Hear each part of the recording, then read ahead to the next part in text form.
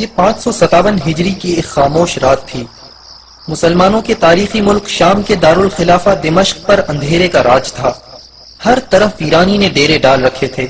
دمشق کے تمام باشندے میٹھی نیند کے مزے لوٹ رہے تھے، مگر انہی لوگوں کا قائد اور عالم اسلام کا شیر دل مجاہد دن بھر کی اعصاب شکن محنت کے باوجود رات کے اس پہر عبادت میں مشغول تھا۔ یہ امیر المؤمنین حضرت نور الدین زنگی رحمہ اللہ تھے، جو حسب معمول تہجد ادا کر رہے تھے۔ تہجد سے فارغ ہو کر نور الدین زنگی رحمہ اللہ تعالی آرام کی غرض سے بستر پر لیٹے اور ان کی آنکھ لگ گئی۔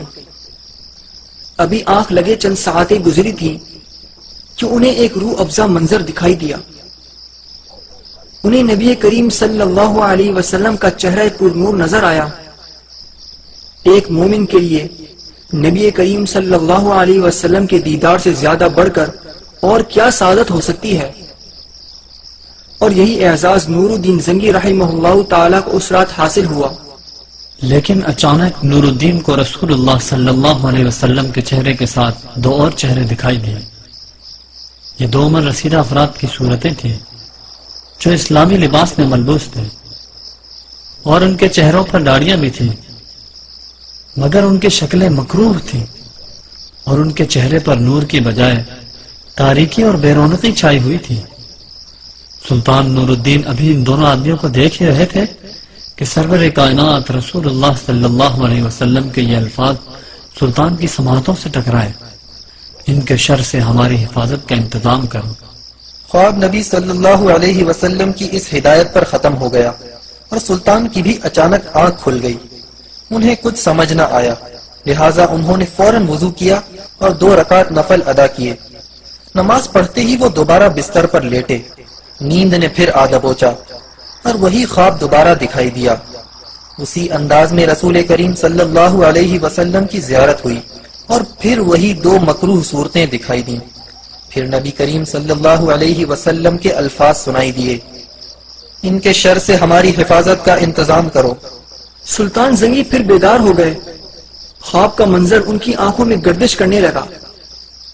انہوں نے دوبارہ وضو کر کے نوافل ادا کیے، اور پھر نیند نے تیسری مرتبہ انہیں اپنی آغوش میں لے لیا۔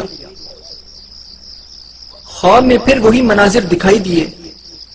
سلطان اس بار بھی یکایک بیدار ہو گئے، مگر ان کی نیند اڑ چکی تھی، اور الجھن و پریشانی نے انہیں شدید بے چین کر دیا تھا۔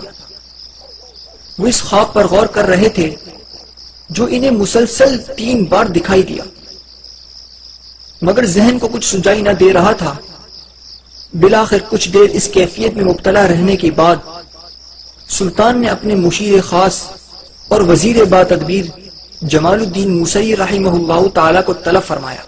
حکم ملتے ہی جمال الدین موصلی جب سلطان کی خدمت میں حاضر ہوئے تو انہوں نے سلطان زنگی کو بہت بے چین اور پریشان حال پایا۔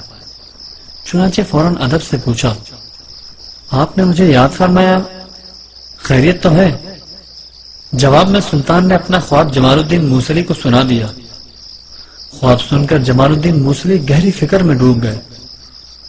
کچھ سوچنے کے بعد انہوں نے کہا: لگتا ہے کہ مدینہ میں کوئی اہم واقعہ پیش آنے والا ہے۔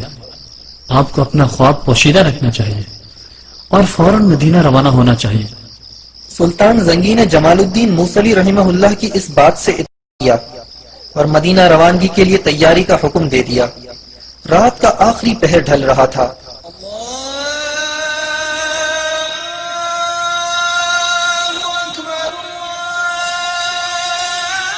اور دمشق کی فضائیں اس وقت فجر کی آذان سے گونج رہی تھیں۔ سلطان اپنی خوابگاہ سے نکلے، جمال الدین کے ساتھ فجر کی نماز ادا کی، اور سورج طلوع ہونے سے پہلے ہی مدینہ منورہ کی جانب روانہ ہو گئے۔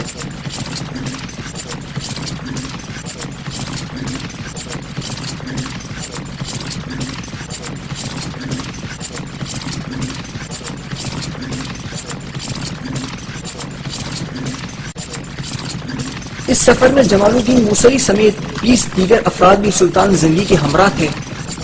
تمام افراد تیز رفتار گھوڑوں پر سوار تھے۔ دمشق اور مدینہ منورہ کا درمیانی فاصلہ خاصا طویل تھا، لہذا نہایت تیز رفتاری سے سفر کرنے کے باوجود سلطان زنگی اپنے ہمراہیوں کے ساتھ 16 دن بعد مدینہ منورہ پہنچے۔ شہر کے باہر سلطان زنگی نے غسل کیا۔ اس 16 دن کے تھکا دینے والے سفر میں سلطان زنگی ہر وقت پریشان رہے۔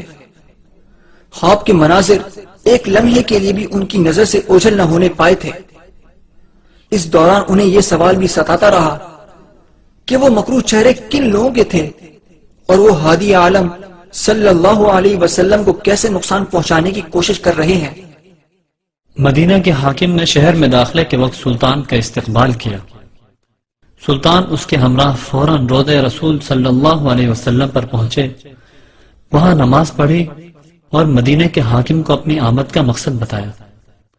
حاکم نے سلطان کو یقین دلایا کہ وہ 2 بدصورت بوڑھے یہاں مدینہ میں موجود ہوئے تو ہم انہیں ڈھونڈ نکالیں گے۔ اس کی تدبیر یہ ہوگی کہ ہم یہ اعلان کریں گے کہ امیر المؤمنین دمشق سے مدینہ تشریف لائے ہیں۔ ان کے آنے کا مقصد روضہ رسول صلی اللہ علیہ وسلم کی زیارت کرنا ہے۔ ان کی جانب سے تمام اہلیان مدینہ کے لیے ایک شاندار دعوت کا اہتمام کیا گیا ہے۔ دعوت میں ہر عام و خاص کی شرکت لازم ہے۔ دعوت کے بعد سلطان اپنے ہاتھوں سے ہدیہ بھی تقسیم کریں گے۔ یوں اگر وہ بوڑھے مدینہ میں موجود ہوئے تو آپ انہیں پہچان کر ان کی نشاندہی بآسانی کر سکیں گے۔ حاکم شہر کی یہ تدبیر سن کر سلطان بہت خوش ہوئے، چنانچہ پورے مدینے میں دعوت کا اعلان کر دیا گیا۔ مقررہ دن دعوت ہوئی، پورا مدینہ اس دعوت میں شریک ہوا۔ سلطان نے ہر شہری کو اپنے ہاتھ سے ہدیہ دیا، ہر چہرے کو غور سے دیکھا۔ پورے مدینے کے لوگ سلطان کی آنکھوں کے سامنے سے گزرے، مگر ان میں وہ 2 بوڑھے نہیں تھے جو خواب میں دکھائی دیے تھے۔ چنانچہ سلطان کے چہرے پر ایک بار پھر اداسی چھا گئی۔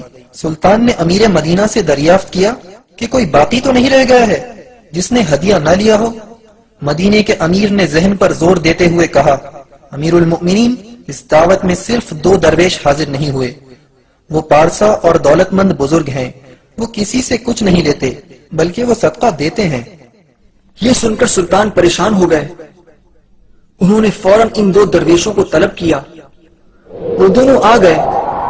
سلطان نے جب نظر اٹھا کر دیکھا تو یہ بالکل وہی بوڑھے تھے جن کی جانب خواب میں اشارہ کیا گیا تھا۔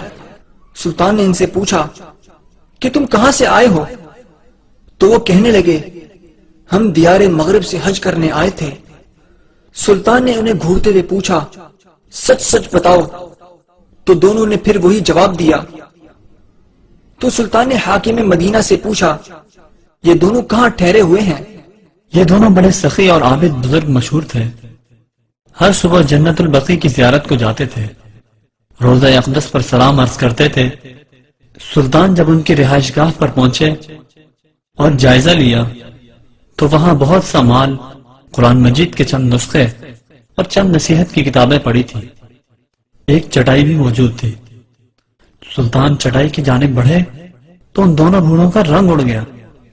سلطان نے چٹائی اٹھائی تو سب یہ دیکھ کر حیران ہو گئے کہ چٹائی کے نیچے سرنگ کھدی ہوئی ہے۔ یہ سرنگ روضہ رسول صلی اللہ علیہ وسلم تک جا رہی تھی۔ ان دونوں بوڑھوں کو فوراً گرفتار کر لیا گیا۔ دونوں نے جو درویشی کا نقاب اوڑھ رکھا تھا اب وہ اتر چکا تھا۔ تھوڑی سی مار کے بعد ان دونوں نے اقرار کر لیا کہ وہ عیسائی جاسوس ہیں اور انہیں ایک سازش کے تحت عیسائی حکمرانوں نے یہاں بھیجا تھا۔ منصوبہ یہ تھا کہ ان کے ذریعے روضہ رسول صلی اللہ علیہ وسلم تک ایک سرنگ کھدوا کر آن حضرت صلی اللہ علیہ وسلم کے جسم مبارک کو چرا لیا جائے، نعوذ باللہ۔ دونوں نے یہ بھی تسلیم کیا کہ وہ رات کو سرنگ کھودتے تھے اور مٹی چمڑے کے تھیلوں میں ڈال کر قبرستان میں پھینک دیتے تھے، اسی لیے روضہ رسول صلی اللہ علیہ وسلم کے قریب رہائش اختیار کی تھی۔ دونوں عیسائی سرنگ کھودتے کھودتے حضرت عمر فاروق رضی اللہ عنہ کے مدفن تک پہنچ چکے تھے۔ یہ بھی کہا جاتا ہے کہ جب دونوں حجرہ رسول صلی اللہ علیہ وسلم کے قریب پہنچے تو آسمان سے گرجنے کی آوازیں آنے لگی اور ایسا شدید زلزلہ آیا کہ پہاڑ ہلنے لگے، مگر اسی رات سلطان ان کے مکروہ عزائم روکنے مدینہ پہنچ چکے تھے۔ دونوں بوڑھوں کو سلطان کے حکم کے مطابق موت کے گھاٹ اتار دیا گیا۔ انہیں روضہ اقدس صلی اللہ علیہ وسلم کے قریب ہی قتل کیا گیا۔ ان عیسائیوں کو جہنم رسید کرنے کے بعد سلطان خوب روئے اور زار و قطار روتے رہے۔ انہوں نے اللہ کا شکر ادا کیا کہ اس نے روزہ اقدس صلی اللہ علیہ وسلم کی حفاظت کا اعزاز انہیں بخشا۔ یہ سب کرنے کے بعد سلطان نے روضہ اقدس صلی اللہ علیہ وسلم کی دیواروں کے ارد گرد ایک خندق کھدوائی۔ یہ خندق اتنی گہری تھی کہ زمین سے پانی پھوٹنے لگا۔ پھر اس خندق میں پگھلا ہوا سیسہ بھر دیا گیا تاکہ آئندہ کوئی بدبخت ایسی گستاخی نہ کر سکے۔ اس خندق کو خندق الرصاص یعنی سیسے کی خندق کہا جاتا ہے۔ بعد میں اس خندق کے اوپر ایک سندل کا جنگلہ لگا دیا گیا تاکہ روضہ اقدس صلی اللہ علیہ وسلم کے زائرین اس سے آگے نہ جا سکیں۔ سن 866 ہجری میں مصر کے بادشاہ رکن الدین نے خندق پر تقریباً 21 فٹ اونچا لوہے کا جالیدار احاطہ نصب کروا دیا تھا۔